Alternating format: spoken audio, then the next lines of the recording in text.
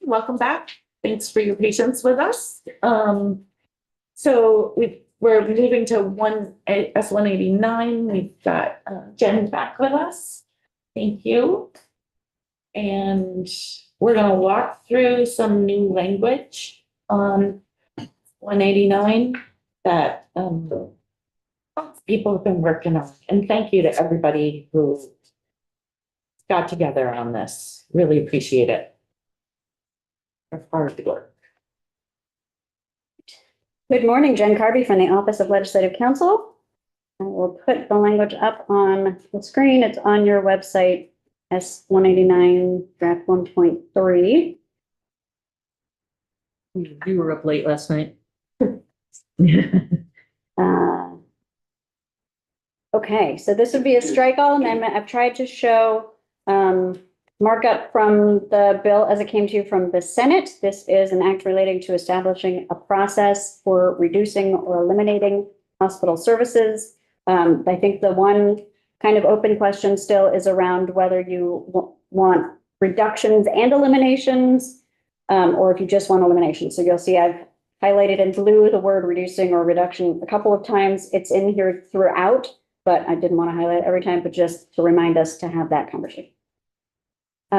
Okay, so this starts out by saying that a hospital that is considering reducing or eliminating, I'll say what's here right now, any of the following services, so we have a specified list, any of the following services shall provide a preliminary notice of intent to the Agency of Human Services and the Green Mountain Care Board as set forth in subdivision B, so what you'll see just after this A. So here are the list of services for which there must be a preliminary notice of intent. This is emergency department services, primary care services, obstetrics, perinatal care, inpatient psychiatric services, dialysis, or inpatient pediatric services. So if they're considering reducing or eliminating any of those services, and the hospital must provide a preliminary notice of intent to the Agency of Human Services and the Green Mountain Care Board.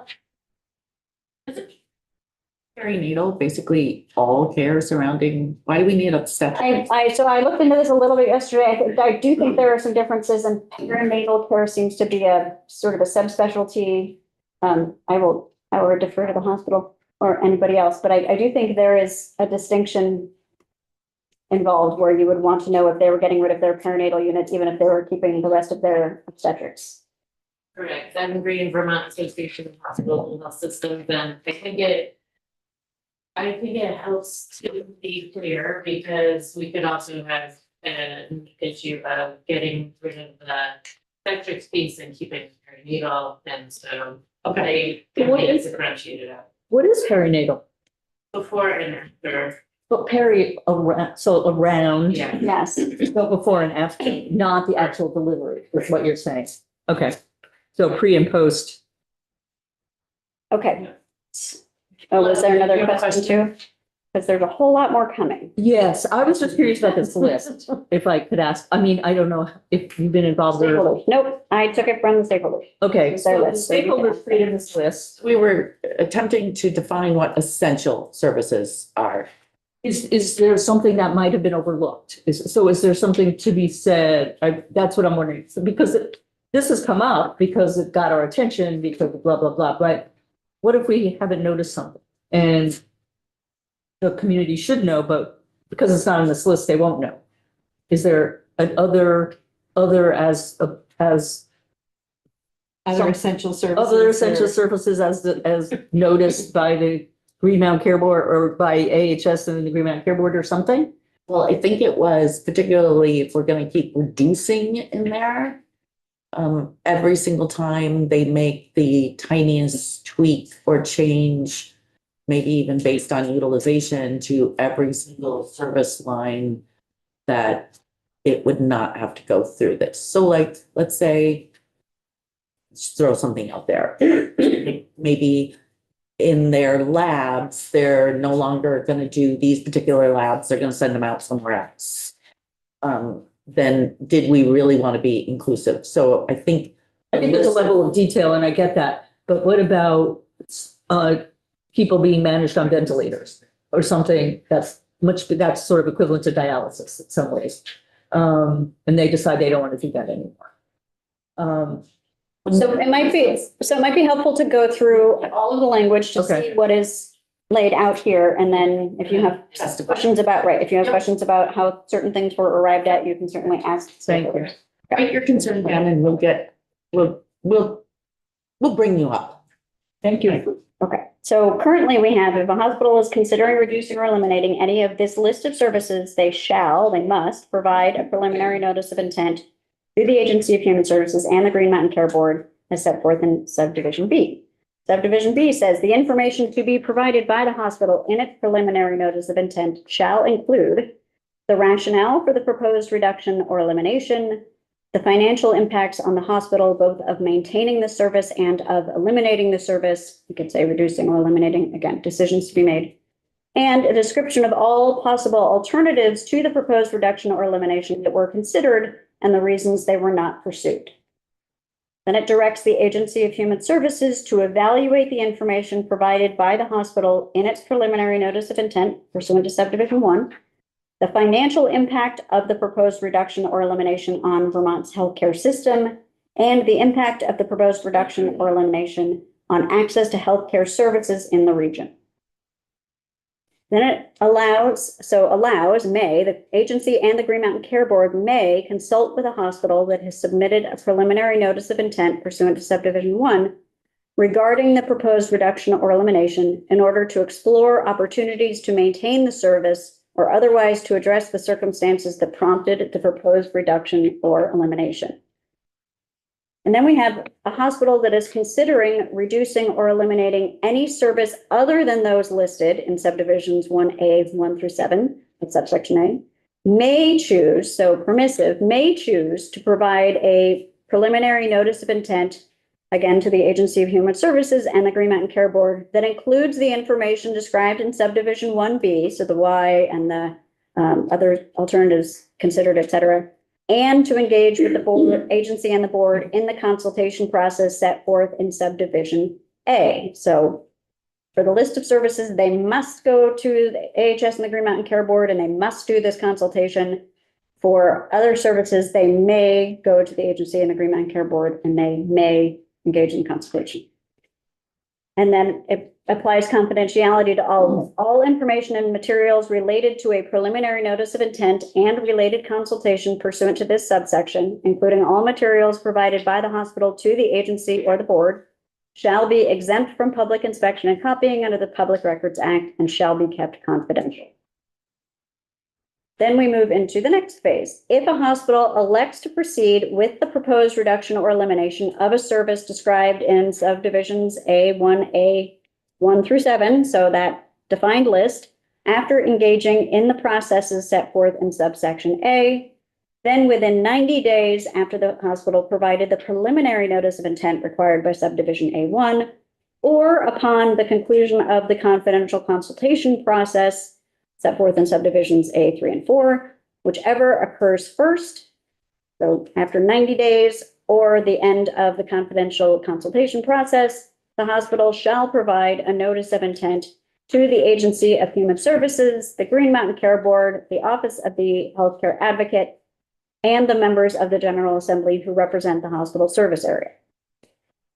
The notice of intent required by this subdivision 1 must explain the rationale for the proposed reduction or elimination, set forth the proposed timeline for the proposed reduction or elimination and a transition plan, be provided not less than 60 days prior to the effective date of the proposed reduction or elimination. And you can see anything that's not bold here is from the bill as it came over from the Senate. Be posted on the hospital's website and be published in a newspaper of general circulation in the hospital service area within 10 days after notice is provided pursuant to subdivision 1. And takes out the language about explaining consistency with the statewide healthcare delivery plan and community health needs assessment. I've just moved the posting notice of intent on the website and publishing it in the newspaper. And then in addition to the notice of intent required by subdivision 1, the hospital shall conduct a public engagement process, including 1 or more public hearings in the county in which the hospital is located, and soliciting and responding to public comments regarding the proposed service reduction or elimination. the public engagement process, take out it beginning prior to providing the notice, because prior to providing the notice, they would have been engaged in the consultation process. And shall continue for, so it shall continue for not less than 30 days following the notice required pursuant to subdivision 1. The hospital shall provide a summary of the community's response to the proposal, including public comments received, to the Agency of Human Services, Green Mountain Care Board, and Office of the Healthcare Advocate following conclusion of the public engagement process. Then it removes this additional analysis by the Agency of Human Services. They did do some analysis at the preliminary notice stage. And there is no non-binding or binding recommendation. So basically the communication about this proposed reduction or elimination between the Agency of Human Services and the Green Mountain Care Board, to the extent applicable, and the hospital occurs earlier. Now it's this hospital deciding to move forward has to do the public engagement process. And if after that public engagement process, the hospital elects to proceed with reducing or eliminating a service after completing the processes set forth in subsections A and B, we should probably be clear that that is that list of, we didn't actually talk about this, so I'm gonna look at the stakeholders, but whether this is for all services or just the listed services. But then within 5 business days after making the decision to proceed, the hospital notifies AHS to inform its healthcare system transformation efforts and future versions of the healthcare strategic plan, strike out future versions, and the Green Mountain Care Board to enable the board to do the, to review the impact on the hospital's budget. Then we keep the,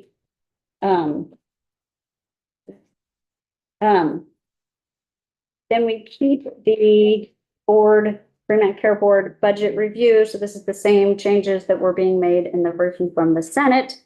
Upon receipt of notification from the hospital under subdivision 9402D, so let's see, that it intends to, sorry, some of this has been coming together before, that it intends to reduce or eliminate a service following its completion of the process set forth in 9405D. The board will review the impact of the reduction or elimination on the hospital's approved budget. It allows the board to adjust the hospital's budget as necessary to reflect the elimination or reduction, which may include directing that any savings related to the reduction or elimination are, and then striking return to Vermonters to address affordability concerns. Nobody was really able to articulate what was intended there.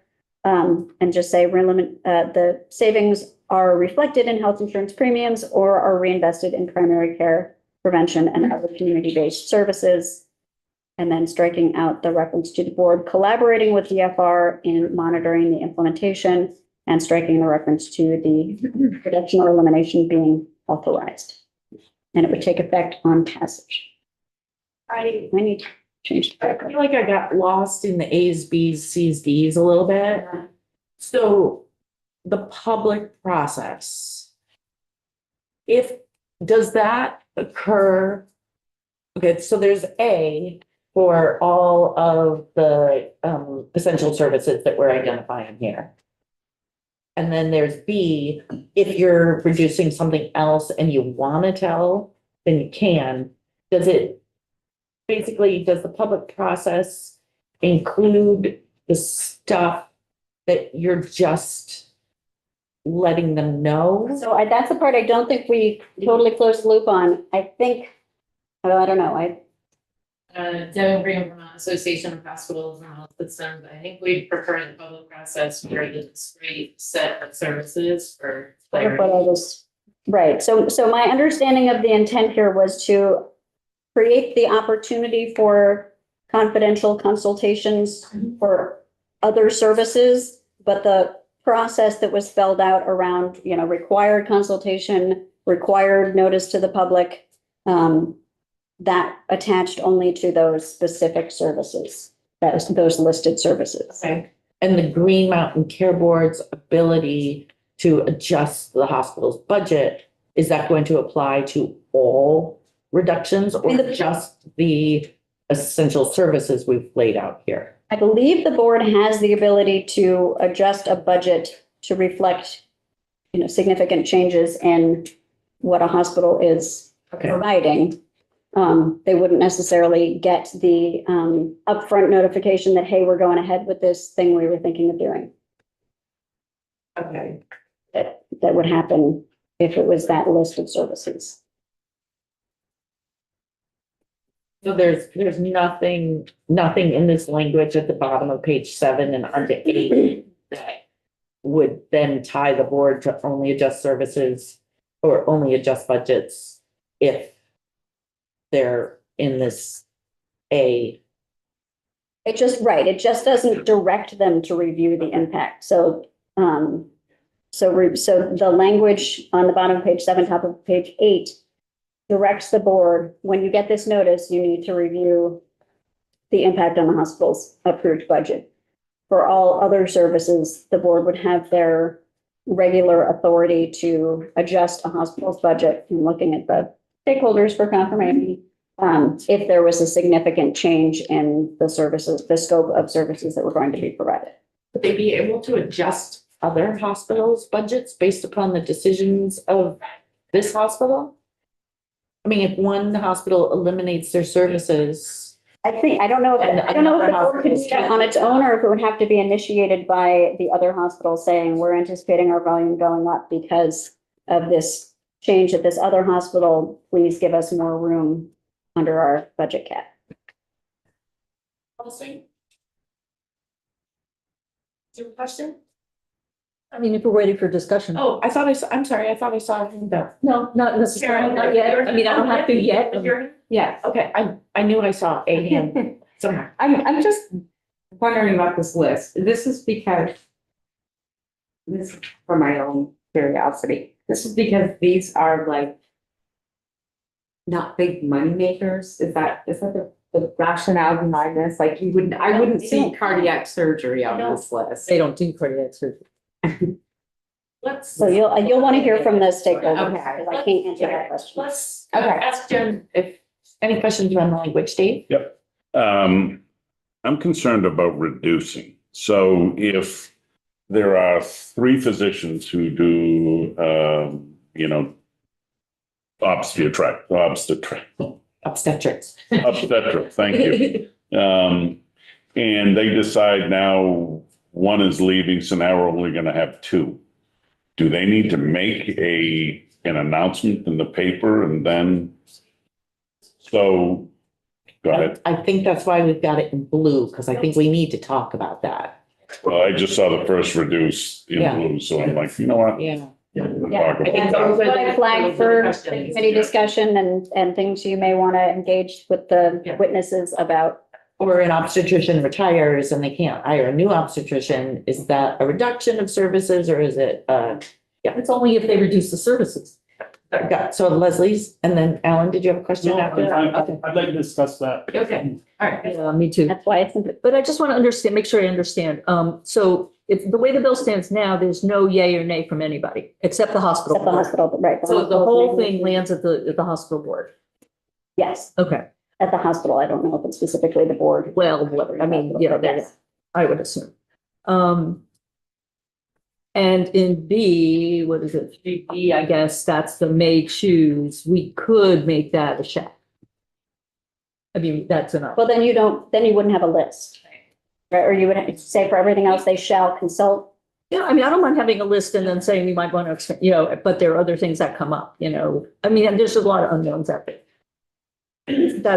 So I just wanted to understand that it does land, because I don't see, there's a lot of things in here that AHS is being informed of, the Green Mountain Care Board is being informed of, but there's no necessarily input from them into their, I mean, I don't understand that process. They were being informed, but then what?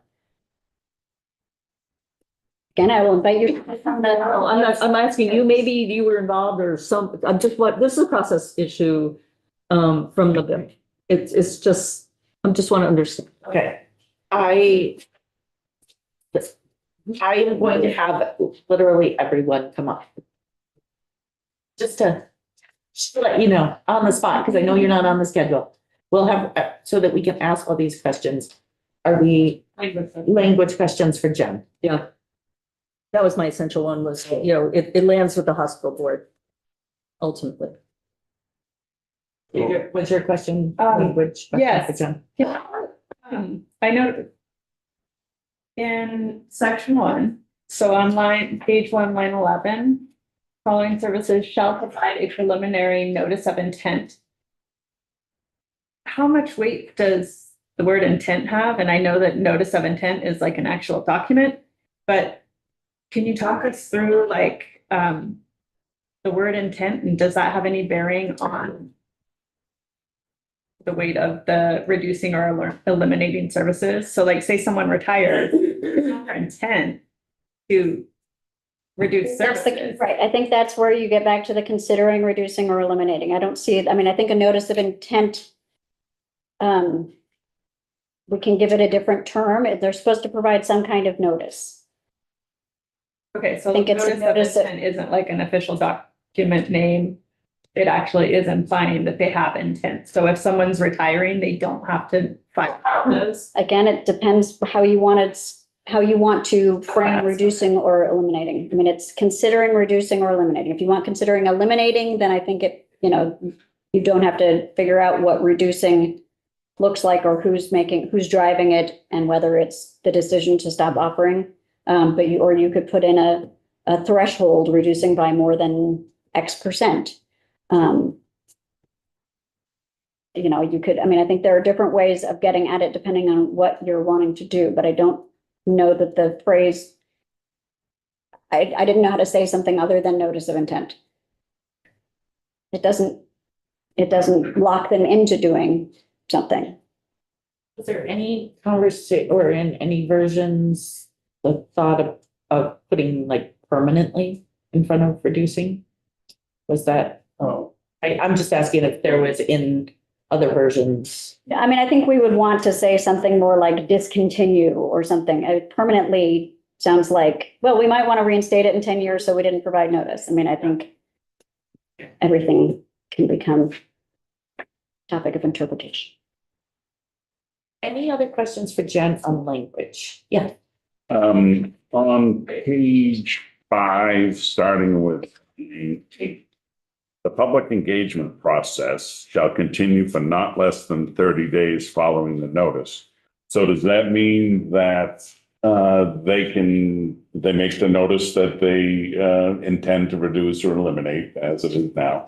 Yes, And the then public notice, though. The public It's the notice. public And so the engagement process would be they need to keep putting it in the paper, or they have their public hearing and then they take comment for 30 days. Right, I think more the latter, because and you know, the notice of intent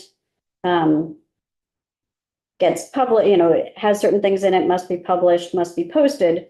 But then in addition to that, to a notice of intent, there's this public engagement process, and that is the holding one or more public hearings, soliciting and responding to public comments. Could you actually walk us through the timeline? Just because I'm a little confused if that 30-day public engagement is inclusive in the 60-day prior. Is it? Yeah, so I would say at least 60 days prior to the effective date of the proposed reduction or elimination is when the notice of intent is provided, and that same date starts the not less than 30-day clock. Right. So yes, you could have, you know, if everything was the minimum number of days here, I think you have notice of intent, 30 days of public engagement, 30 days after public engagement, change takes effect. Okay, clock starts at notice of intent.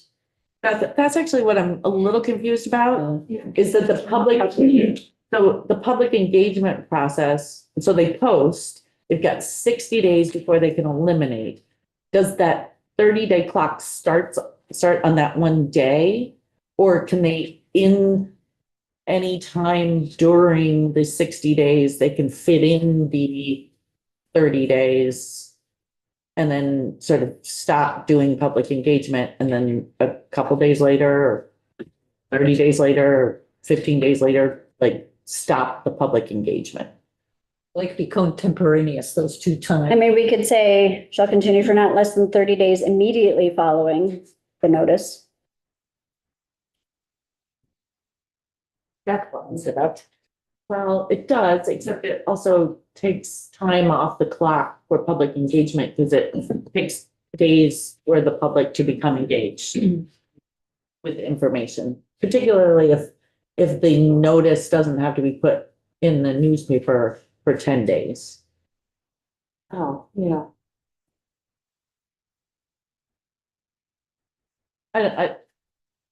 No, I guess I was just trying to fit the 30 into the 60 with the 10, but it all fits. It does fit. I think if you want to be, you know, you want to be, I actually don't want it to start. I don't want that 30 days to start the you moment. don't want it to be immediately following. No, because that, I mean, we know that it takes the public sometimes days to become engaged in something, and I don't want them to then say, oh, we just realized it, and now 10 days, and there's a notice and that they were having a hearing, and I didn't get my public comment in, and, Well, and you can talk timeframes with your businesses. okay. You know, like I should get out of the seat and. Okay. That's definitely like, okay. Who wants to come up first? Devin, do you want to come up first? Seems like most of the questions were for you. Yeah. Devin Green, Vermont Association of Hospitals and Health Systems. And yeah, we support this draft of the bill. I think if it had just elimination of services as opposed to elimination or reduction, it would make it that much more clear. And sort of, I just want to step back for a moment because the reason we're here today is the current process is tricky and unclear. And I think that has not been to our benefit to have it that way. And so we really support a very clear process with, you know, structure to it. And so we support having this process only apply to the elimination of services, because I do think once you get into the reduction of services, things get really murky and there are a lot of questions about what's in and what's out. And I do think that for a process like this, it would be better handled to just have elimination of services. The services in this list came from the Green Mountain Care Board mentioned it in our discussions as drawing from the American Hospital Association report. It was the, went to the wrong tab. Task Force on Ensuring Access in Vulnerable Communities report. And the list that was in that report was primary care, psychiatric and substance use disorder, emergency, prenatal care, transportation, diagnostic services, home care, and referral structure. Things like transportation, home care, you know, home health has their own process. Referral structure didn't seem to fall in line with this. Diagnostic services was really broad. So it came down to this list with the stakeholder group. I'm thinking about, back to the reduction. I mean, it's sort of like death by 1,000 cuts. So, you know, what if there's 8 inpatient beds psychiatric beds at Central Vermont? And I'm sorry, I apologize for keep using you as an example, UVM, but what if UVM had said, we're eliminating 7? There would have been no notice. And then 2 years later, they could say, okay, we are eliminating that one bed. And they would be able to say, well, we only have one bed, so it really doesn't make much difference. Mhm. I mean, it seems like, or you could eliminate 2 beds this year, 2 beds next year. I mean, I mean, that's I what I think- mean by the, Yeah, and I understand that. I think, particularly in the bed space and the psychiatric bed space, we look for the ability, I think for all our beds, to sort of flex and reduce and increase as necessary depending on volume. we get that. I don't think it is. I think financial considerations would actually drive a lot of that decision-making process, right? So if Central Vermont Medical Center, or if Hospital A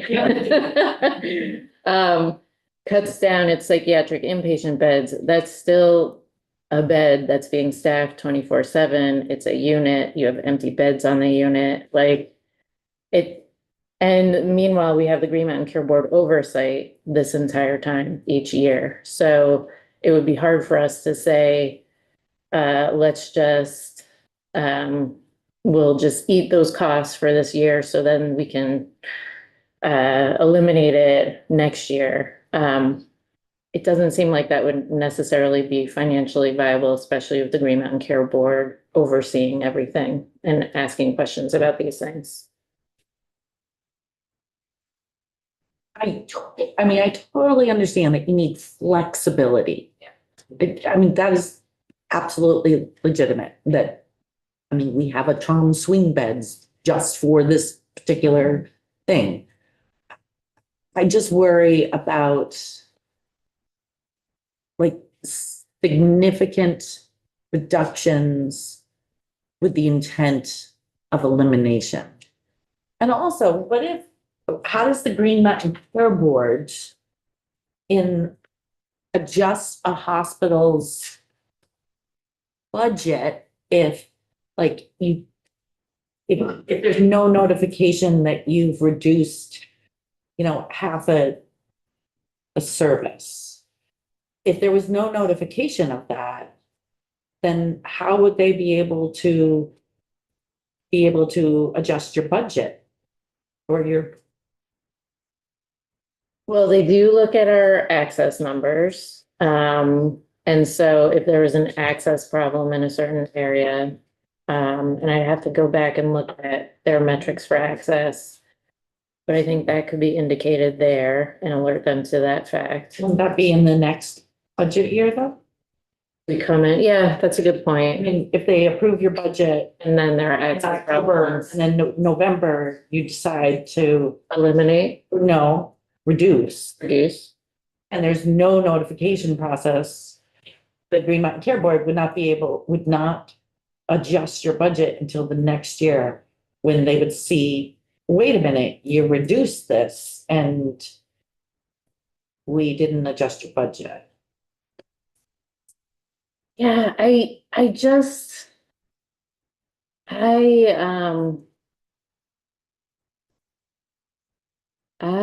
have not, like, if we're thinking about the goal of what we're trying to do here is create a clear process to ensure that there are access to essential services at our hospitals. The reduction piece just isn't there for me in terms of, I mean, we would hear about access elsewhere. If, like, I think for things like psychiatric beds at Hospital A, a lot of the decision-making behind that was because Hospital B, right next door to Hospital A, was, a lot of workforce was going to that Hospital B, making it very difficult to keep those beds open in Hospital A. And so, I would think that the bed reduction, I don't necessarily see reductions done for cost saving measures. more to me has been done through volume issues, workforce issues, damage to the unit issues, all of those issues where it would be very difficult for hospitals to come in and have to go through this whole process each time any one of those things happen. Leslie, I see your question, but I wanna continue like on another thing here, so. And again, not to pick on the one, is, I'm using examples. So if we have eliminating primary care services, the hospital could have 10 different primary care sites. And by closing one or two of those, they're not eliminating primary care services, but they're effectively reducing access by closing sites. Yeah, and if we wanted to say primary care site in that case, I'd be open to that. I'm just wondering if we can find a different word than reducing that can sort of encompass everyone's concerns, including the hospitals. Leslie, did you, and then Daisy? One thing that is not in here on this list is inpatient regular beds. Mhm. So that's why I'm worried that if we haven't thought of everything yet, Mhm. and that we need some kind of, for want of a better term, I don't know, just, I mean, I thought that the guardrail may be in B, 3B, but it's may. If that got changed to shall, then maybe I would feel a little more comfortable. And I'm not implying any nefarious, it's more for me about protecting the community. Mhm. And so I just want to be really clear how that there's been. And now that it's sitting at the hospital board, so it's now the hospital board that has the yay or nay vote. How do we protect the community? And that's what I'm looking at. They are not looking at the statewide plan. AHS may or may not look at the statewide plan. They're being given notice, but it doesn't mean they're going to take action. Green Mountain Care Board will be notified. They have their budget process, but that's a budget adjustment. That's not necessarily protecting the community with services. So I'm not seeing anywhere here where the community they have a voice and they may yell and scream like they did in pediatrics, and then Rutland backed off because it was loud. Yeah. And the process, was unfortunate. So we're trying to avoid that. Right. I think that's reasonable, but I don't see a whole lot of difference, to tell you the truth, other than maybe a couple of, notification on the website and that kind of thing. The decision is left in the same place. And maybe it needs to be. It's a big system and I get it. And I would prefer to have a statewide view of all these sort of services. So I'm a little sort of not sure, I guess, about this process and how much of a change or impact it really will have. What change will it be other than notice and maybe a community conversation, and that's all. So I disagree that the decision lays solely with the hospital board. Okay. Or the hospital. I think I see this as a process where a hospital is eliminating a service, an essential service, let's say, and they go to the Agency of Human Services and the Green Mountain Care Board and say, we think we might have to eliminate this service. Is there anything that can be done? Are we missing anything? What is happening statewide? And the Green Mountain Care Board and the Agency of Human Services then have 90 days to essentially decide whether or not they are able to assist with helping to keep that service open. Where's That is in Page 2, 3, Page line 2. 15. Agency may consult with the hospital. above that, for the essential services, it shall. Yeah, the shall value. financial impact or reduction and the impact in the region. Evaluate the information, but then what? So you evaluate the information and you go back to hospital A and say, You say, you know what? It's really important to have OB in this area. We will do something to the Medicaid rates to help you keep that sustainable. And then the public, like, we don't have to have the turmoil in the community. It's just solved at that point. And then if the state comes back and either says this is actually the right thing to do with transformation, or they can say, we are concerned about this, but we don't have the resources or any other solutions for you, then the hospital does the public process. And that gives the state and hospitals a second bite at the apple to try to figure something out. The public providers, anyone could come up with a different solution that may work, where the state steps in and says, actually, we didn't realize we could do this. We think it should be that. And here's what you can do, hospital. But, or here's what we can do on Medicaid rates. Or the hospital can back down and say, wow, we didn't realize what this meant to our community, and we see the importance of it. We are going to reevaluate and keep the service. so what changes, if I'm understanding this, then the clock starts earlier. If the clock doesn't start with the notice of intent to the community, Right, the clock starts with the notice. notice. yes. Okay, and then help me understand, this is where the clock starts. And then, so how much time does AHS have to respond? 90 days or when they give a response, whichever is shorter. Okay, so we'll say 90 days, because it has to be by then. Yeah. Okay, and based on that response, then the time goes on, they Yeah. respond 90 days. So after 90 days, the hospital A hears back and they say, we can't help you. Right, Or let's say we can't help you, so therefore the service has to be eliminated, and that's when the public process starts. correct. That's helpful, thank you. Yeah. I think the intent is essentially all that stuff that has sort of happened in the public will happen in that 90 days. So by the time it gets to the public process, it has been fully vetted, solutions come up with. Alternatives considered. alternatives Considered. Yeah, the public process starts after 90 days. Yeah. Okay, that's helpful to me, thank you. Daisy and then Karen.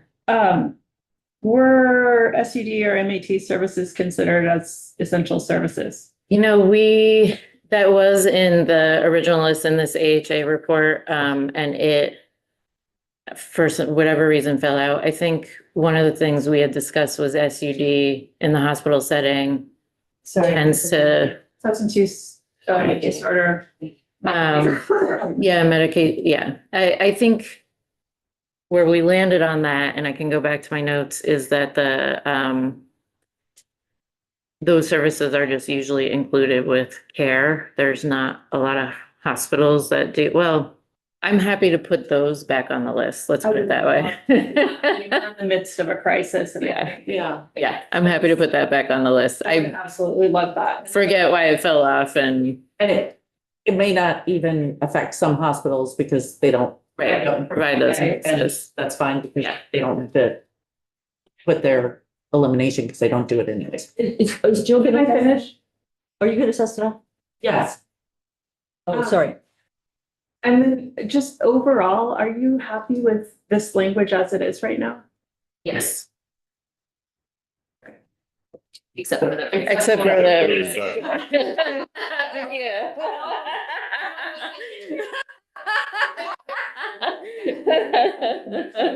Nice try, Representative. Leslie. Oh, I'm sorry. Testify, I have a question about, I just didn't know if she was coming up. I'm sorry, Karen's next. Madam Chair, I'm just gonna indicate that I've communicated to that we're up and Emily's on her way. over, So that they have the board meeting is also happening, so we're kind of. Great. Karen, and then I got Alex. Thank you. On page 2, that paragraph in which human services shall evaluate. It talks about the financial impact of the proposed reduction or elimination. But it doesn't talk about the access impact.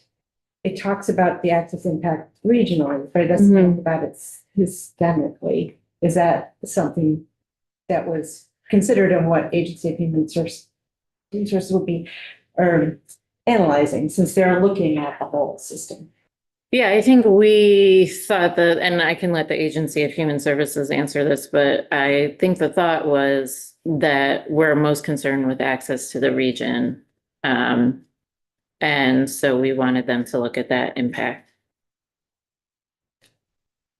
Is there any involvement in this process? This is a different subject, changing, pivoting, that would involve nurses and staff? Because I think of, when I'm thinking of of reduction, those folks on the ground are the ones that are noticing, hey, we're not seeing the resources we used to have. We're being depleted. They might have the first notice, but the folks on the board that are very financially concerned don't really necessarily have that direct observation and experience. So how do we get them their information, which could be really useful and involved? Yeah, I think, well, first, I do want to just say that people are going to be feeling depleted everywhere, because we are working really hard to be efficient and look at affordability.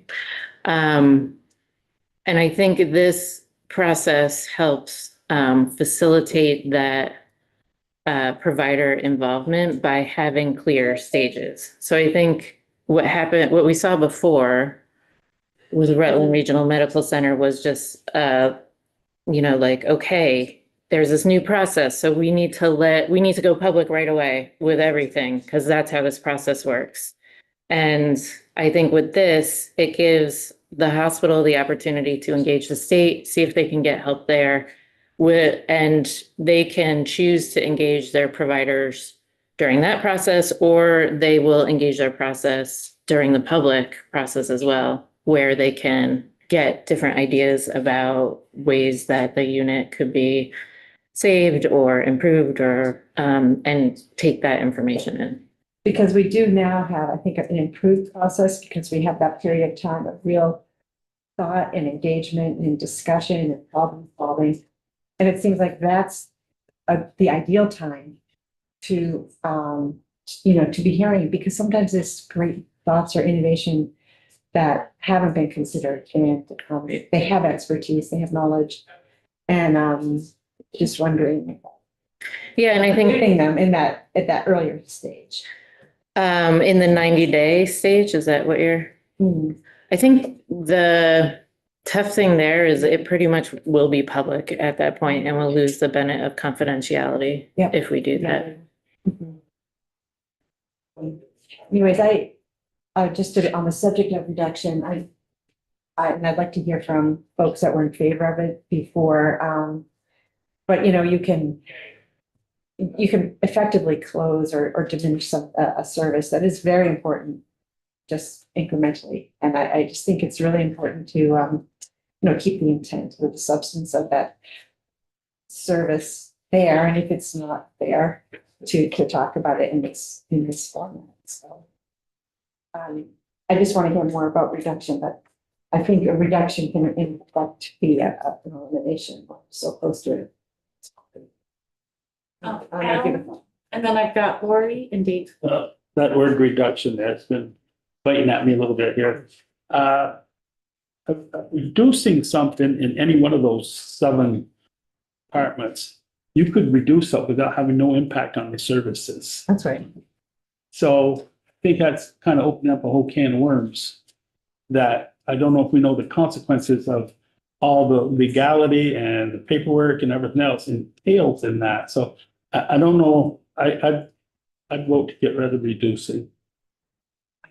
Unless somebody like Karen says, talks me out later here. But right now, it just seems. No, I'm just wondering if we should find a different word for what our intent is, Substantial. because you're absolutely right. I don't want them to have to go through some big process because they reduce something that, and they're reducing it maybe because there's not the need. Yeah. And In any so, one of those. and yeah, absolutely. But then I also don't want them to reduce and then reduce and reduce.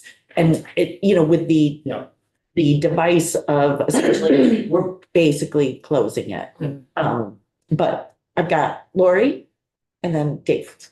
So one, thank you to everyone who came together and for Chair to make this, I think it's a much better timeline. It flows better. It seems to work. On the matter of reducing, I think it should be taken out for a couple of reasons. One, we had a process that we put into place and it didn't work. So now we're trying to get to the next stage of trying to get to something work.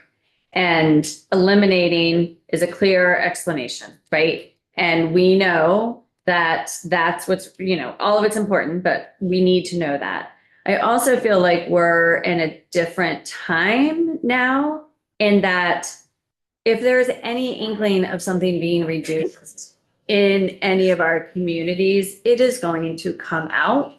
And I think if we can get a process that makes sense, that it's clear to follow, we can come back after it's happened a couple times, or if we see reductions and it's, not there, we could put some intent language in, right? But I just feel like putting reducing muddies it up as important as it is. And I don't think we should be making legislation because of one thing that happened. And that's what I think we're trying to do when we put the word reducing in. I got Dave, and then I saw Leslie's hand go up, but I want to ask, would it be if we're going to continue the reducing discussion, would it be helpful if we had other people come up and speak before we had a conversation around it? You're not going away. So. Was your question about? Why don't we hear from everybody else, and then we can have a robust, well-informed discussion around reduction. Okay. And it will reduce the number of hands that keep going. Who wants to be next? Would we like Emily, since she rushed over here for this? Is that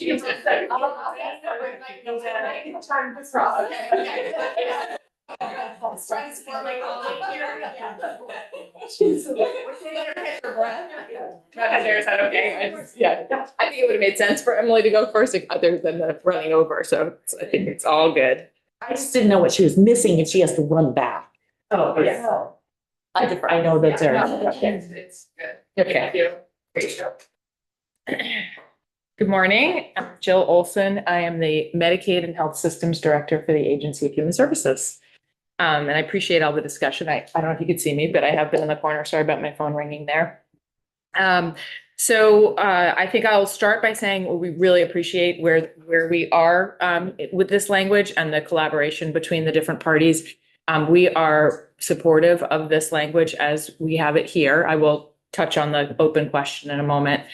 I'm feeling like this will really enhance the work that our transformation team is doing. So I feel like this fits in within the box of the transformation work already assigned to us. Particularly having this opportunity for some confidential consultation in advance of things, problem solving of things that, we might be able to take care of before they become something that's actually closing. So I think that's a really, I've actually moved on this bill from being really concerned about the process that's in place to being excited about the tools that we're adding to what's going to be hard work.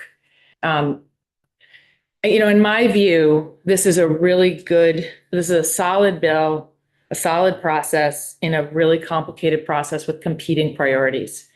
Sometimes you sit around this table asking us why we haven't found more ways to reduce costs and reduce things. And other times you sit around this table and you're worried about us preserving access, because that is the tension that we are dealing with in healthcare. Those two things tend to move in opposite directions. We cannot do both things at the same time, generally speaking. And so I think this is a very reasonable approach, given that the tension that's always going to be there. We would say to take out the word reducing. We would not want to have reducing in there because of the confusion that I think it will create. I think the concerns people have raised are very fair. And I do think if if organizations got cute with that language, we might come back to you and ask for something, more clear. But I feel like that's going to be a hard word. I don't know that the word exists that sort of threads the needle that you're trying to thread. I was trying to think of one, but I couldn't come up with one. Yeah, I don't think there is one. So my recommendation would be to start with eliminating and then see where we go and allow the process to work. I just think we're going to have a lot of debate about what it means to reduce and whether we need to have all this process around a reduction. So I'm not saying it's a perfect solution. I'm saying if you have to land one place or the other, that's where I would recommend that we land.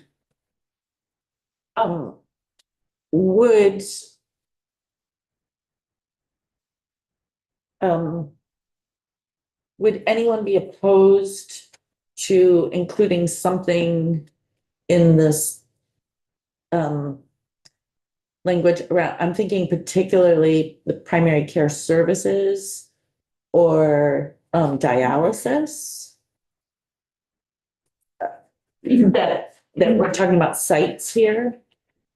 I mean, in the dialysis example, if you have 16 sites around the state of dialysis and you're going to eliminate 8 of them or reduce 8 of them, you're still shutting down. So can we work on?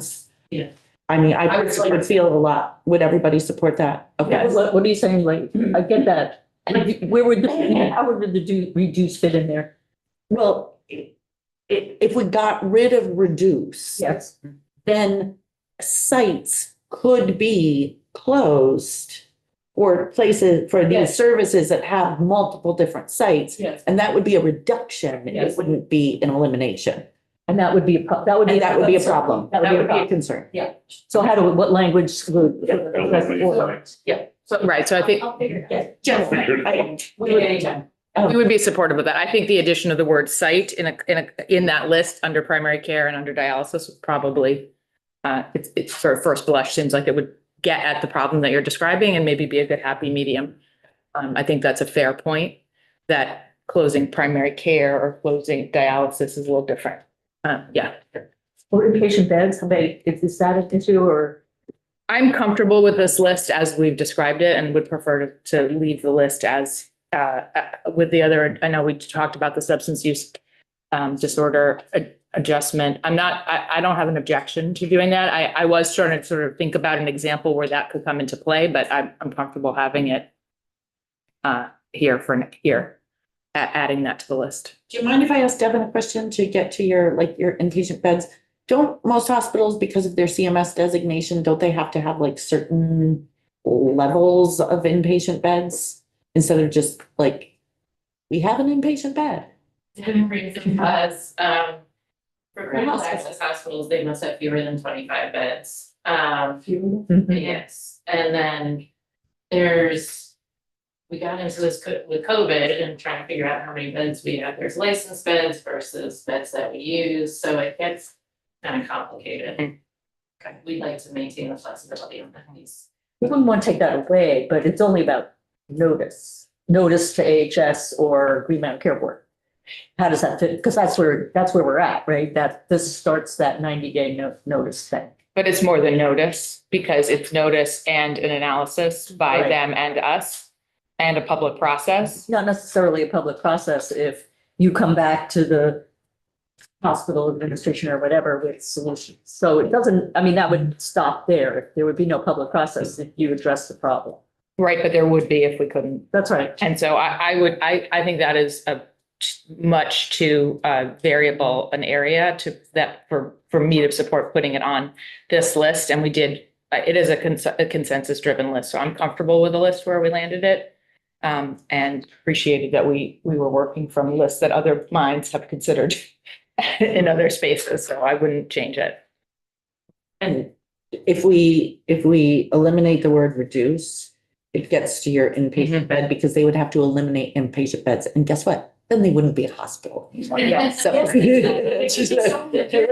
Conversions of hospitals, so I would push back on that, but that's. And Karen, do you have- a question for Jill at some point? Okay, Let's go with Karen and then, so just continuing this frame of thought, like, there's the section on may, maybe Mhm. may for, and, you know, if the impact, real impact, the exact impact is to substantially eliminate or so reduce a service that it's, you know, it's a shell, what it used to be, that maybe intent language in the may section could say, if it's, have intent language that if it's in this category, this is a really good time to bring it up. So it keeps it takes reduce out, it keeps the list intact with some revisions, but it holds, I don't know, it holds, the responsibility. You know, I'm getting, I'm not saying it all, but I, you know, just under the May section, you know, if it's really getting to a point where the reduction, in fact, is leading to there's not much left of it, but that's the time to bring it up. So I agree with you. That would be a great use of that may language, the ability for a hospital to come to us with something that's not on the official list. I don't think, my initial instinct is I don't think there's a clear enough way to write it in here. And we sort of can't, we can't legislate sort of every relationship that we might have. Because we also have our transformation relationship where we're pretty deep in with hospitals on technical assistance, on their plans. And so I feel like I feel pretty confident that we have enough open communication with this very small number of players. You know, we're a small state. We have relationships with every single organization. So I would not be inclined to try to write that sort of intention into the words. That would be that's my initial instinct. But I really appreciate this may section. I wanted it here so that we would have this ability to have this kind of consultation beyond the prescribed list. So I think I'm sort of with you and just landing like sort of just this side of the reducing but using that as the flexibility. Because we do have our, solid relationship with those hospitals. That's the question. yes, but I have, Okay, Slate first and then okay. Andy. So two questions, but Yeah. the first one is, the way it's written now, the clock starts with you and the Medicare were being notified and you have 90 days to respond to activate your levers. And you mentioned that a lot. Yep. Can your levers be activated in 90 days? How would that look? Like you're talking about changing Medicaid rates or whatever it is. That's not a 90-day process, I don't imagine. So our levers can't necessarily be activated, but I think it gives us time to decide whether or not that's where we're going to head. So that's where it is. Yeah. The 90 days is what levers you might. Yeah, or say to hospitals, we're going to commit to taking this action. It might not be within the 90 days. In fact, I agree with you. I doubt it would be. That's right. But the commitment itself, if we could make a commitment, So it'd be or not, Yeah. would inform the hospital about how they then want to Whether you proceed. may or may not. Okay, so that's what the 90-day thing is Yeah. that we will do can AHS make a decision like that in 90 days? We will change Medicaid rates. And I don't know how long that So- takes, but yeah, so how can that decision be made within that timeframe within AHS? So that is fast. I agree with you. That's fast. And making a decision to spend more dollars is one that is part of our budget process. And yet we also have some flexibility, in order to consider these things and to get directional, to understand sort of directionally where we might or might not head. So I agree with you. It's short. There's a balance though between having a really long, it's just, there's no perfect answer.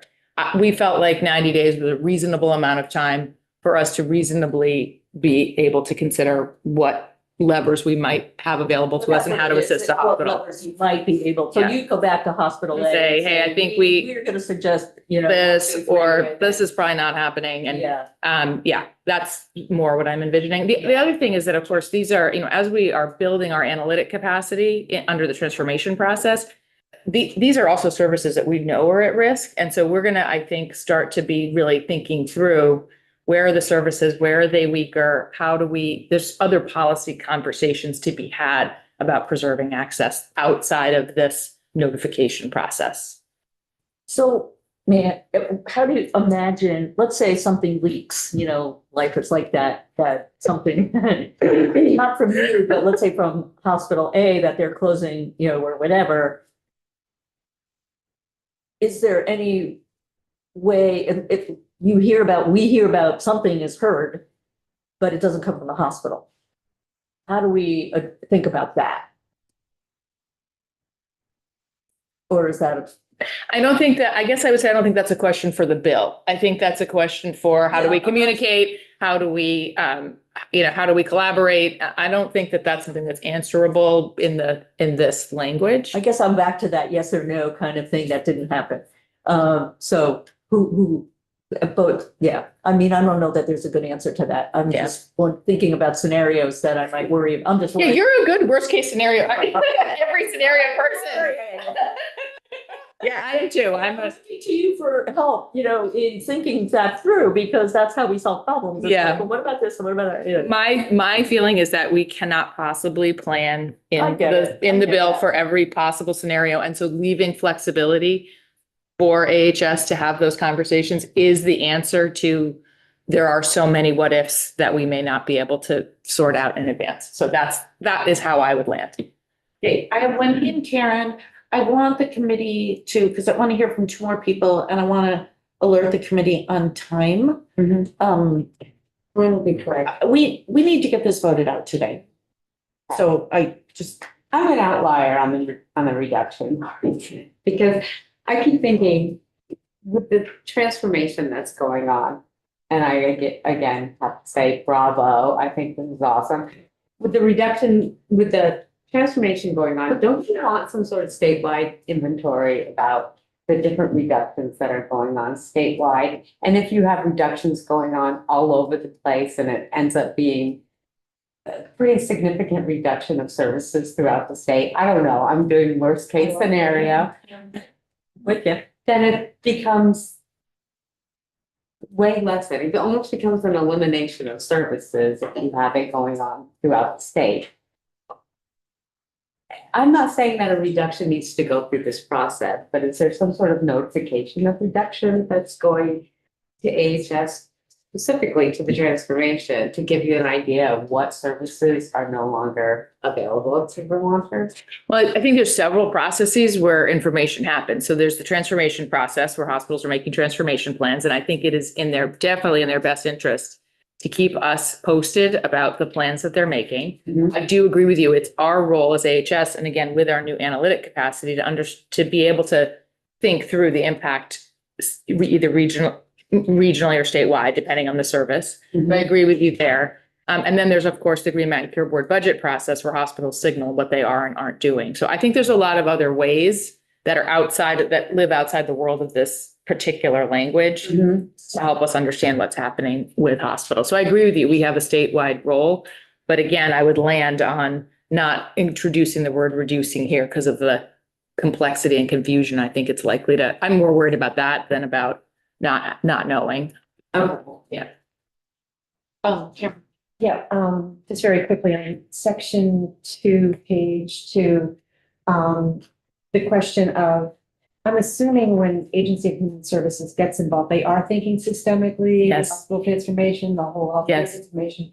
And this paragraph kind of limits it ends up narrowing the scope to a more local level. I'm just wondering about the financial impact and access impact sort of systemically being included in that. So So I'm sorry, my computer burns itself off very, very fast. No, it's okay. I have it now. Say again where you were referencing. page 2, section 2, line 3, I guess it's line 11, Oh, the financial impact oh, and access impact of the proposed on Vermont's healthcare system. As opposed, I mean, it does end up including the local impact. But assuming that's part of what Agency of Human Services would be analyzing. yeah. So I think how I understand this section, and I'm just starting at the very top of it on line 1, is that what the hospital is going to tell us about is the impact on them and what they know for them. Yeah. What we do in number 2 under that is we evaluate the information and we consider the impact on the system. It says that on line 12, and the impact on access in the region. It says that on lines 13 and 14. So that's our role, is to look systemically. So the hospital's role is to say, like, here's how we're thinking about this where we are. And then it's our role to say, this is what we think the impact is more broadly. That's how I view this. So I think we are doing what I think we're doing what you're suggesting, but maybe I'm not understanding. It's just maybe 2 or 3 words, the financial and access impact of the proposed on the healthcare system. I think it's there. So 11 is financial and line 13 says access. Access locally. No, access, no, and 13 and 14, access in the region. Yep. In the region. So financial impact of the proposed reductions or elimination System. on Vermont's healthcare system. So that's financial systemically. Mhm. And then the next clause, impact or reduction on access in the region. Yeah, and I think that, yeah, and I feel like region is a broad enough term because some services, how we think about some, we've actually outlined which services we think are sort of appropriate to deliver, must be delivered locally, could be delivered regionally, and sometimes regionally is actually, there's only going to be one in the state. So I feel like that gives us the room to decide whether or not this has an impact. I think what's most important in a lot of these, this is what's come up a lot in the transformation work that we've been doing, is if a hospital actually says we're not going to close, we're not going to do deliveries anymore, is there capacity within a reasonable distance for everybody else, for those babies to get born someplace else, because they're still coming, right? So that's, so I think that's, yeah. But it's not necessarily the system. There might be enough beds in the system, but not if you have to drive 3 hours, not if they're really far away. So I think on access, I think region is the better word. Okay, thank you. Okay, thank you, Jill. Thank you very much for the opportunity. Did you have a question? No, I'm all set. Okay. Thank you. I said enough words Sorry. that I got. Yeah. I'm with you. Because I'm trying to work on some scheduling timing, so, Emily, you've got a grasp now. Anyway, okay. Emily Brown, Green Mountain Care Board. So I am also going to be a little bit of an outlier on the reducing thing, and I'll tell you why I believe that reducing should be in there. So first of all, it's in existing law. The law that was passed last year indicated reducing or eliminating, but it was a lot broader, right? It applied to all services that were reduced or eliminated in order to comply with the budget order. What we have here is a narrower set of services that are required for the notice of intent or the notice to Green Mountain Care Board and AHS. And these services were selected because their access to these services are recognized as very integral to our healthcare system. So I think while I understand that reducing is not necessarily a defined term, this is about a hospital's choice. Correct me if I want to make sure we're all, get it on the record. This is about a hospital's choice to reduce a service. So if a hospital is choosing to reduce obstetrics, emergency department services, regardless of whether the state AHS or Green Mountain Care Board feels strongly about that, I think we need to know that that is happening because we want to have our eyes and ears on the access to these services in our hospital system. So I could see a situation where the hospital comes in and says, yep, we are reducing 1 bed here, reallocating our resources. And hopefully if we are being good partners together, we will be able to work through that in a collaborative way. There could also be a situation where there's a reduction to the point of we have one of these, widgets left, and that means that this area is essentially not going to have access to this service. We would want to know about that, right? So if we can, AHS and the board could pull levers to try to work with the hospitals to say, okay, what can we do to maintain that service there? Or could that be moved here? I am envisioning it as like a conversation starter so that there can be a more cohesive strategy for when things are reduced or eliminated to these specific services.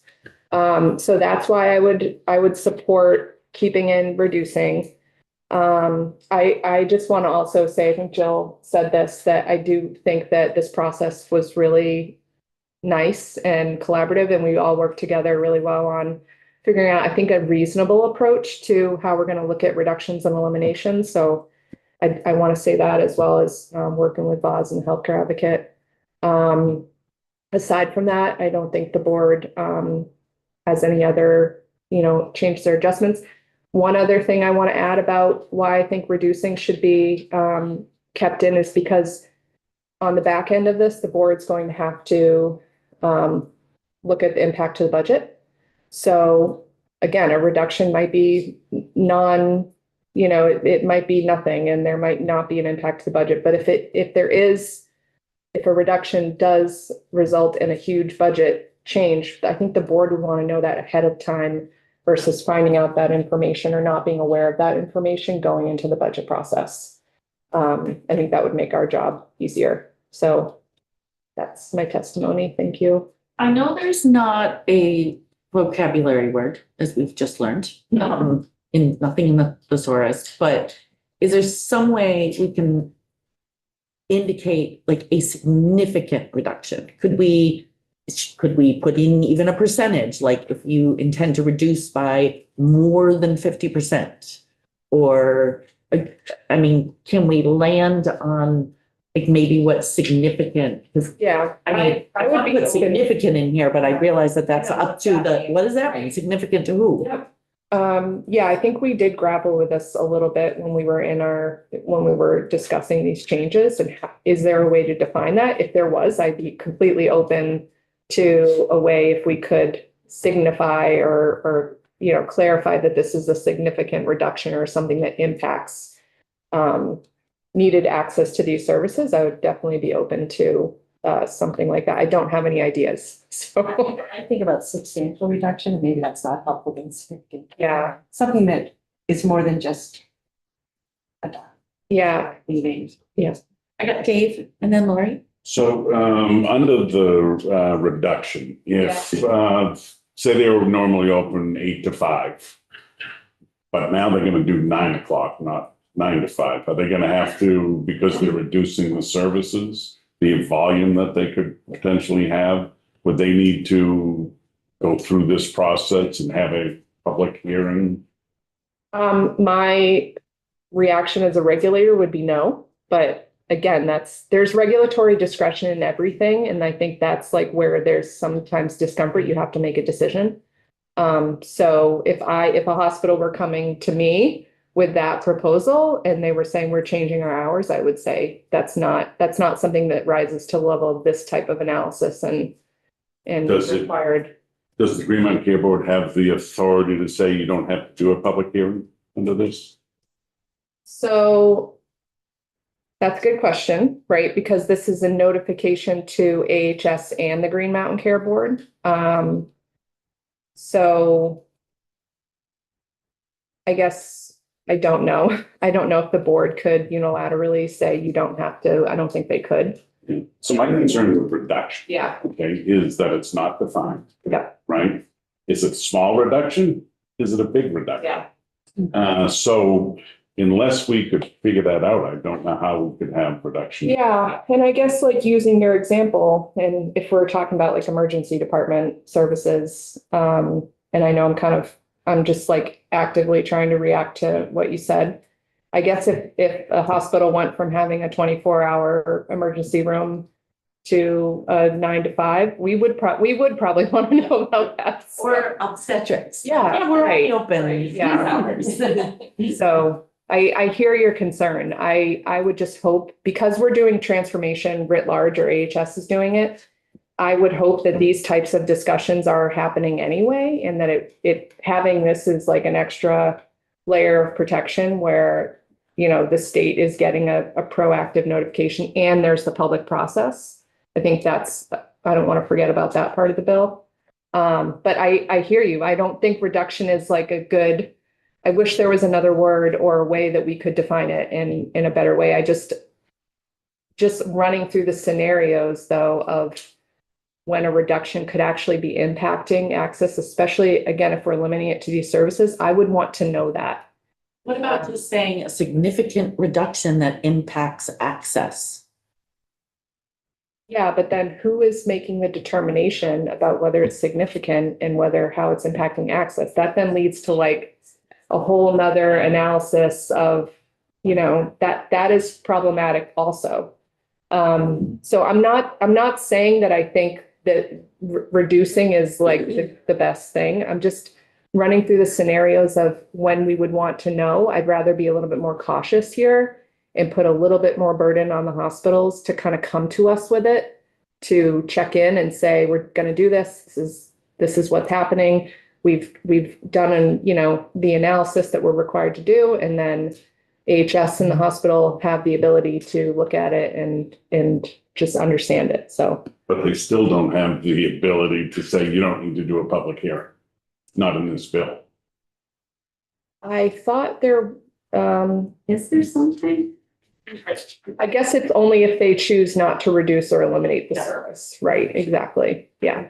Like if they all work amongst Sorry, we need a themselves. public hearing because we're closing at 8 o'clock. not I 7 know, o'clock. I 100, That, you go get it. yeah. Lori, I think that this conversation we're having, it's clear, while the intention is really smart and good, we're not going to be able to define it Right. by the time we need to vote on this bill. And I'd rather have the bill the way it is, with getting rid of reducing and continue this conversation next year when people are back in the seats. I feel like this is really good collaborative work, and it is a step forward that we haven't had. And we're talking about a word that we can't define. as we know, we keep coming back to it every single year. Yeah. We'll see you next year. Yeah, right. We'll have a definition by I then. totally respect why. No, yeah, I just wanted to raise the, Agree. Leslie, and then I'd like to bring up the healthcare advocate, and then I would like to discuss this, make decisions, allow time for Jen to make any changes that we need to make. And then after the floor today, we will come up here and we will vote on this after the floor today. Because we may only have a few minutes after the floor. Leslie. So on this reduce thing, I'd like to flip it from, I hear totally what Lori's saying. I'd like to have it in and test it, because I have trust in us and in the hospitals to not be absurd. Cutting a half an hour off your outpatient is absurd. Cutting half of your ER, we need to know. So I think I'd rather test it with it in first, and then if it becomes absurd, then we can fix it, rather than not have that information available. So I'm going to be in favor of keeping reduce in for that reason. Thank you. Thank you for your time. I think there's someone who had dialysis on a regular basis at 8 o'clock in the morning, and they decided to. Hello, It's Mike Fisher, healthcare advocate. So But I. I want to join, I think the director of Medicaid, I like calling people by their titles. The Medicaid Call me Director Olson. director, it means something to me. Said it well, this is imperfect. It is sort of the best attempt of a small group that I think worked very well together to come up with the best answer. I don't love it. And I think it's significantly the best we could come up with. Couple of details. I actually think Representative Luters identified something. I'm not sure if this is what you were trying to say, but I agree with Director Olson that the breakdown of what the hospitals had to report was for what they knew, and what the agency had to do was for the region. But I don't think we got asking the hospitals to report on access in that list. I'm sure they would, but I think it's a miss. In my opinion, it's a miss and a relatively easy thing to add back in, that list under B doesn't ask the hospitals to, in their report about impacts on the region, the hospital service area, to consider access. Take a look at it. If you think I'm wrong, then, yes. Can you be specific on page and? Yes, I'm sorry, on page 2, under B, the stuff that the hospital has to consider, has to report on. I don't see in that list, I see financial impacts, but I don't see access. Yes, Jen yes. Harvey, legislative council. I think we talked about it with the stakeholders, and the concern was that the hospital wouldn't have any particular way of knowing what the access would be outside of. I'm not talking, I'm talking about for the hospital service area, not the region. But how would the hospital service, how would the hospital know about access in the hospital service area? Would be better equipped to answer that question than anybody. Are hospital service areas defined, like, is there a map? Oh, yeah, there is, yes. There is a map. Okay. But it's big, it's I big. recognize Hospital Emily. service here is big. Yeah, go Can ahead. I make Emily. a, so I agree, I think it's hard for the hospitals to assess access outside of the hospital, but you could add it under 3A. When the agency and the GMCB are, may consult with the hospital regarding the proposed reduction to explore opportunities, you could put in there like maintain access or evaluate access, like, so it's on the board and the agency to look at the access that's in the area. So that way it's getting in there, and then it's part of when the board and the state are looking at the notice of intent, access is a piece of that. But that's in 2. Yeah. Is it? Yeah, and the HS shall. Yeah, okay, so then I withdraw and I say. I just say, I don't recall this specific thing in the small group, and maybe I missed it, but, you know, if a hospital is limiting, you know, a birthing center, I want them to discuss in their proposal the impact of access to their community. Ben Green from Buzz, I do believe transfer plan is in there, which goes to the access piece. I'm gonna let it go.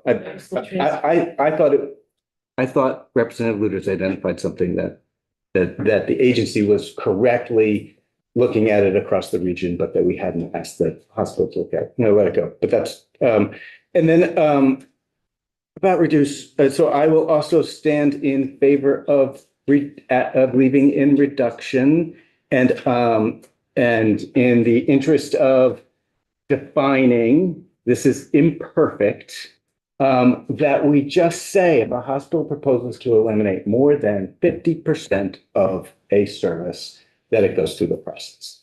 It's imperfect, but if we're trying to find a way of moving forward, and I'll just say, hey, if you need obstetrics and the hospital in your area reduced obstetrics and you no longer have access, it matters. So that's my, in the interest of finding a compromise, it's imperfect. Hospital could still reduce it by 20% every year. But it's a way of finding a middle ground, I think. And then, that leads me to want to just say, I don't assume nefarious actions here. And I really like to approach these things with a belief in good intent. And I am frustrated, dissatisfied, concerned about some of the recent actions in this space. And so the way that some hospitals have moved through this recently. So that is a little bit of what informs me here.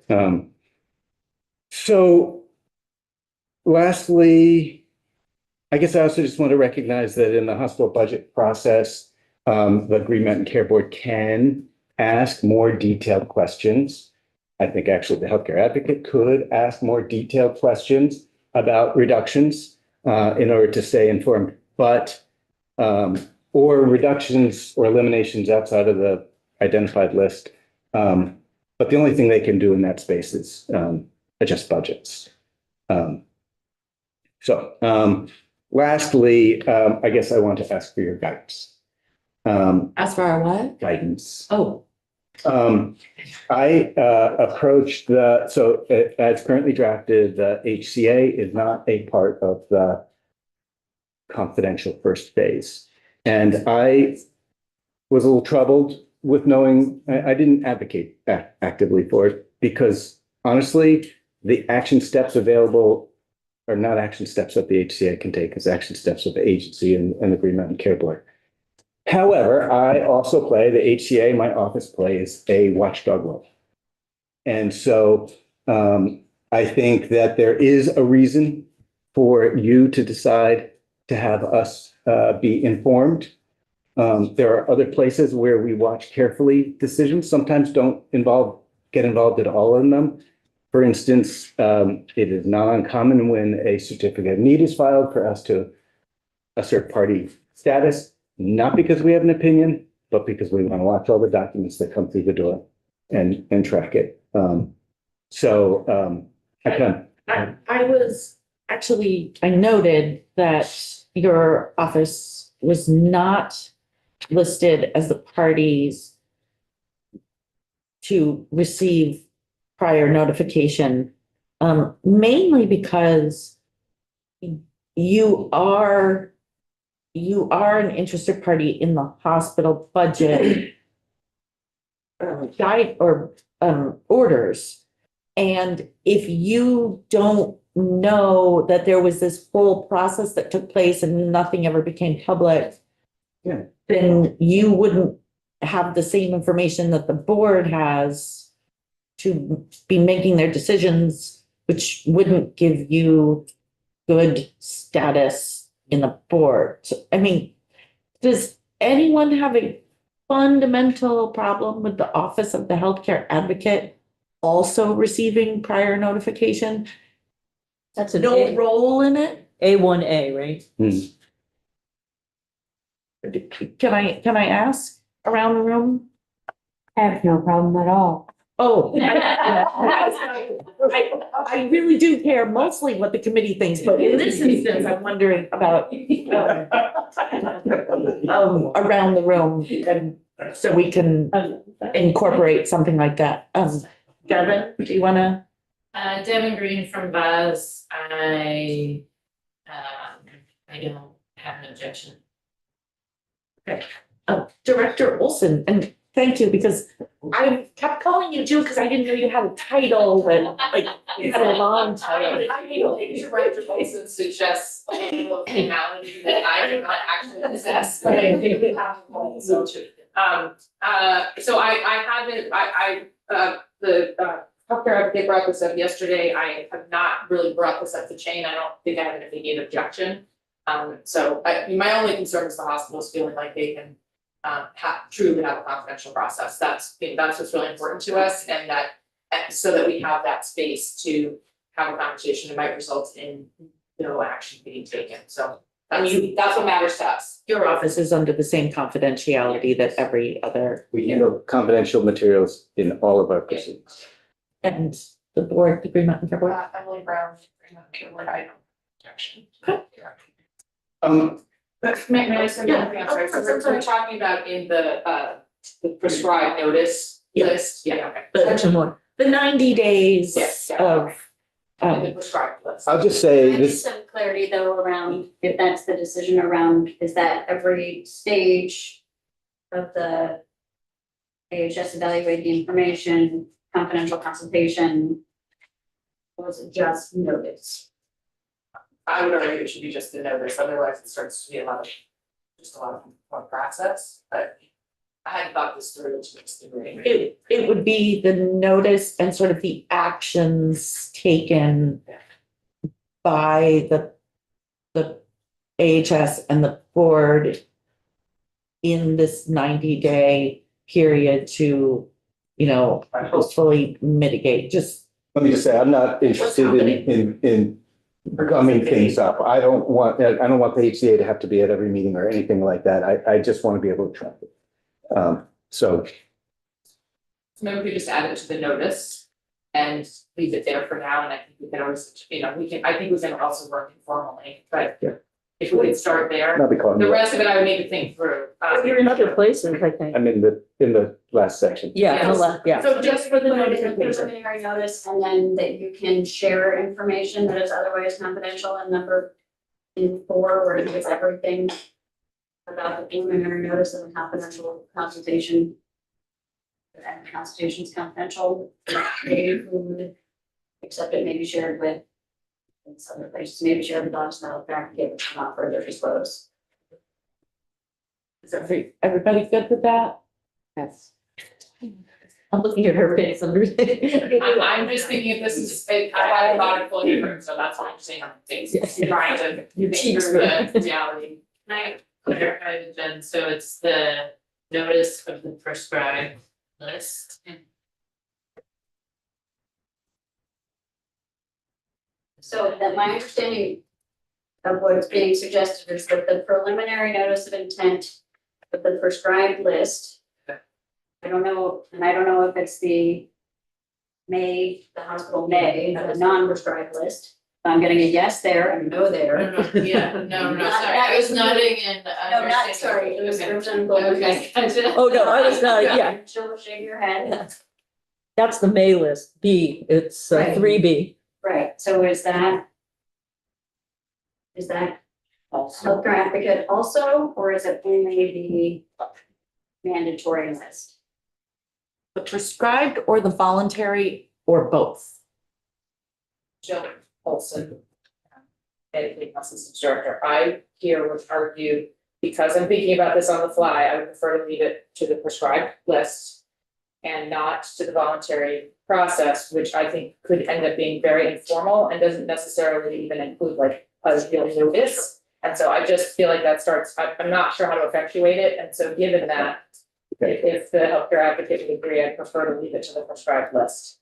That's fine. And revisit if we feel like we have, that is how it works. In the interest of timing, can we just agree that, so, Prescribed list, Prescribed list, and then- confidentiality, confidential material related to the prescribed list.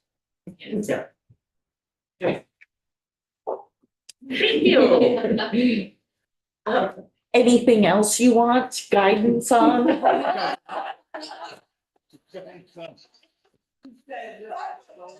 Madam Chair.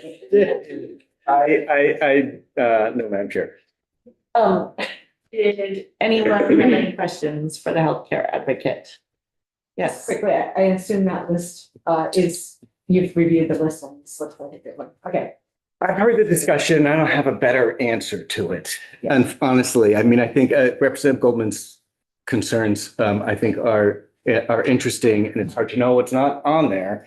But I don't have a better answer. So Okay, so committee, thank you. Thank you so much. Committee, really quickly, let's knock off these things that we can easily do. We're all in favor of including the language around the healthcare advocate. Okay. That's done. Are we all in favor of including language around the services to include individual sites? And also to include substance use?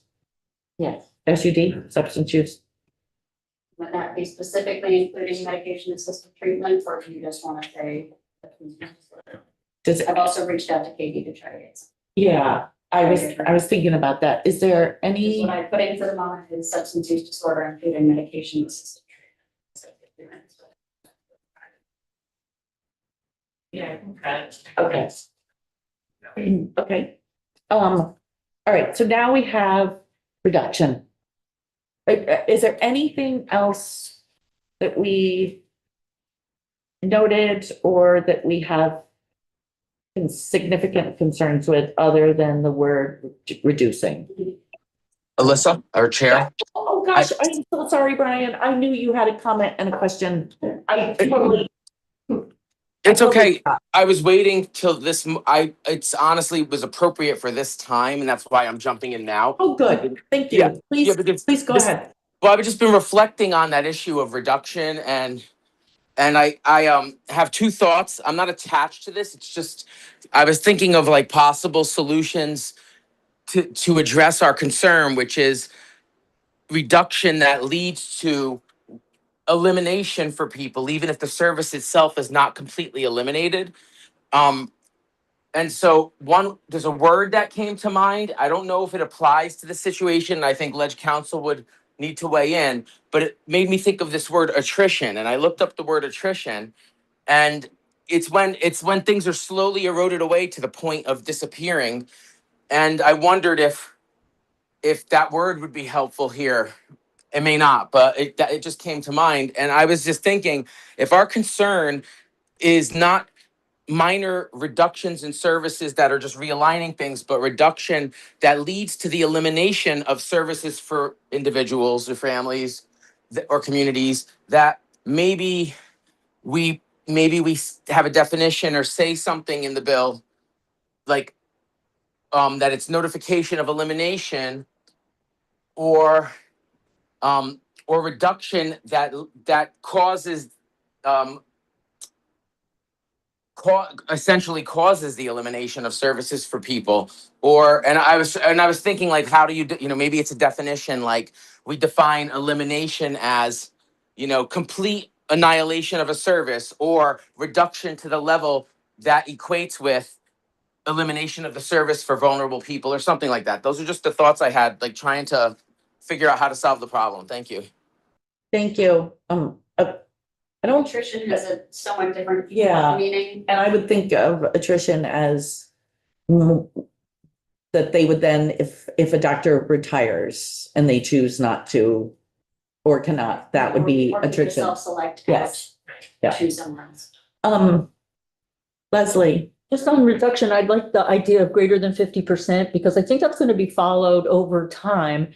Because one budget's going to be cut, then the next budget it'll be cut, it'll be noticed to the Green Mountain Care Board. So those, death by 1,000 cuts, I think will be noticed over time if we have that guardrail of greater than 50% of a service. So I think that's a reasonable solution. if it's greater than 50%, it also gets into the, okay, so you have two and you cut one, that's not greater than 50%. It's 50%.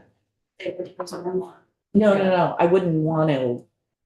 I would want it to be, I think that actually goes more into the significant.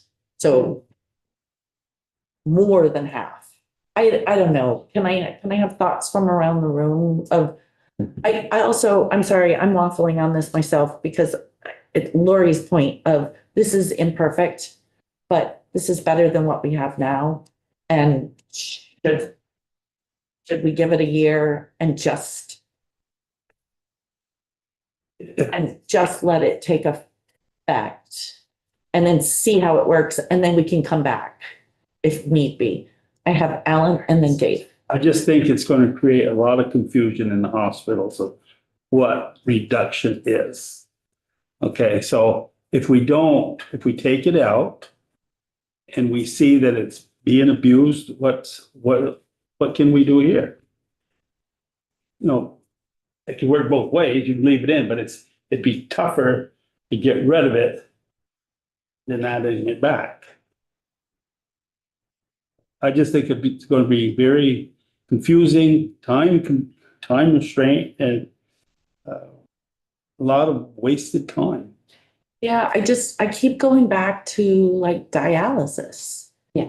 If you have 8 sites around the state of dialysis and you reduce and eliminate 5 of them, that's a reduction. It's not an elimination. And what about those 5 communities that no longer have dialysis? It wouldn't be elimination in that area. Not as it's defined in this bill right now. I have Dave and then Lori. Yep. So AHS and the Green Mountain Care Board have their opportunity to weigh in on whether or not something is critical to the area. I just think that reduction just leads to a slippery slope. We still haven't been able to define it. What's 50%? But they wouldn't have, if. Well, no, under this, bill, I understand. They wouldn't Yes. have the opportunity to weigh in. they wouldn't even know about it. It would just If reduction happen. is in there, it would. If it's not in If there. it is not in there If in it's- some way. Right. I understand. I guess the point I'm trying to make is reduction is a slippery slope. In that, we still haven't been able to define it. We haven't been able to define what's 50%. Is it 50% of volume? Is it 50% of the time they're open? Is it 50% of the patient load? What is the 50%? I don't. Lord. I agree with Dave. Oh crap, I just. Really good point. One, I think in that scenario, and I think in most scenarios, the public, it would come out. Oh, yeah. Like it would, like, especially in that scenario, it would come out. I think what happens when we pass legislation is people turn to our written legislation to get our intent. And then they might look at our videos. And I think the fact that we haven't come to an agreement on what reduction means will make it even harder for the hospitals to figure it out. I mean, if we had more time, but we don't. Karen? And Alan, did I see your hand? Oh, I'm fine, you know how I feel. What I like about keeping the language in is it keeps the hospitals mindful of it, thinking about it very actively. And, is this a reduction? And is this where we're headed with this? And then they can do the voluntary, maybe informal thing, but it keeps it at the forefront of their thinking in a very active way. And, so, if you put in substantially or significantly, reduce, I would be, fine with some qualifying language like that, but I like keeping it in. I want to keep it in for a lot of reasons. Is there anything that we can put in that the Green Mountain Care Board after they notify the Green Mountain Care Board, they can see that it's non-significant and just say, okay, this is fine. We don't have to go through this process. Then they would have to gather all of the information that we have asked them to gather, fiscal impact. So there would have to be a determination made that if we define it in some way, like let's say we did the 50% reduction, right, or something like that, we would then have to analyze that to right, to then, and I imagine the hospitals like wanting to be regulatory compliant would kind of probably lean on the side of coming to us with everything. To make sure that they're not violating the statute. So it would generate more work and more analysis that would be needed to make that determination. So could it be done? Yes. It's up to the committee, obviously, to figure out if that's where they want the board and HS to dedicate resources. Yes. Still, and then I'm gonna take a straw poll, and I already have Daisy's already indicated, I'm sorry, she had to go somewhere on our forensic facility bill, but go ahead, Jim. Yeah, thank you, Madam Chair. I agree with what Emily's saying. I do think it sort of creates this like extra regulatory thing to start determining what is and isn't out that I'm not comfortable with. In terms of the amount of work I think it would take for both hospitals and us to start to sort that out. So I'm worried about that.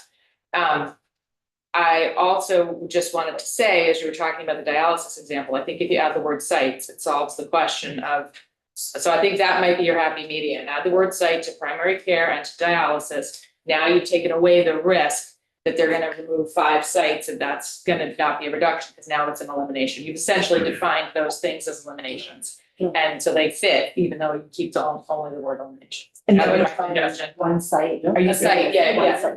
Yeah, So you'd say Thanks for primary care reminding me site, about that. and you would say dialysis site, and now those are eliminations, not reductions. Okay, any committee discussion? Any more questions or anything anyone has?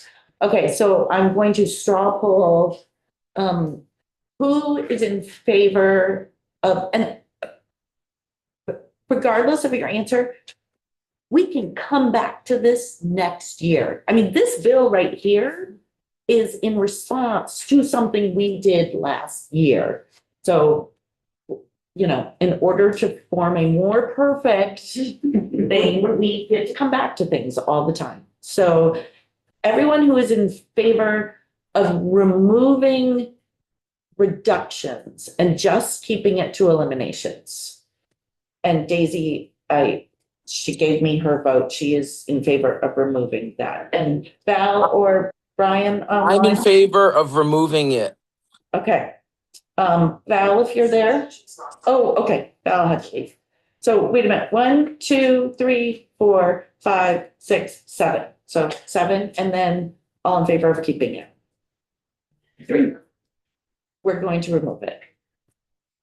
We'll I hate being on the losing side. How do you like it? I hate it. I'm sorry. Okay. So. I apologize. Glad you're happy. Yeah. Working on all this. We are back here, so I don't know how long floor is gonna go. I've heard it's gonna go pretty long today, but 5 to 10 minutes after floor, come up to the committee room, and for the day, all we're gonna do is we're gonna vote on this. And then tomorrow, 9 AM, we are here and we are pumping through 190, and then in the afternoon, we will get 197. Okay, we can do this. We can